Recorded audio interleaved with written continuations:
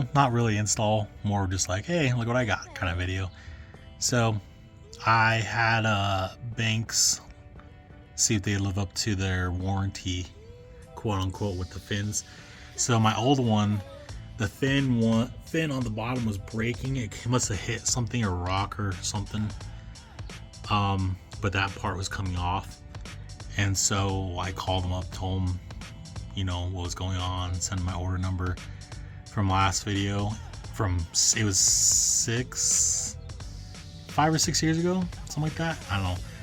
But I got it replaced, and they sent me a new one. I had them just send me a raw one because I was been powder coated. So had it powder coated, light illusion blue like my other stuff is, and it came out awesome. And this new, my other one had different kinds of bolts. It's still 10 millimeter 12 point, but these are more of like just like a regular hex looking one, whereas the other one's like a star hex kind of thing. But anyways, and also too, the new ones have a sensor port. So my other one didn't have that little port underneath there right there. So that one and the hardware is, and the new, so the other one also had a 3/8 socket, not 3/8 socket, 3/8 wrench. You could put in the hole and it would open. You can, turn it off, turn on. This one actually has a head on it, so I think it's like a 13, 14. Same thing on the bottom.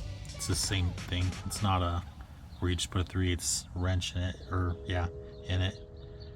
So those are the main differences between the old, brand new, fresh ones, like when they first came out, versus the new generation. So I call this like the second gen, I would say. But oh man, during the day, it sparkles amazing. It looks really good. But that's just a short little video I just wanted to show you with you.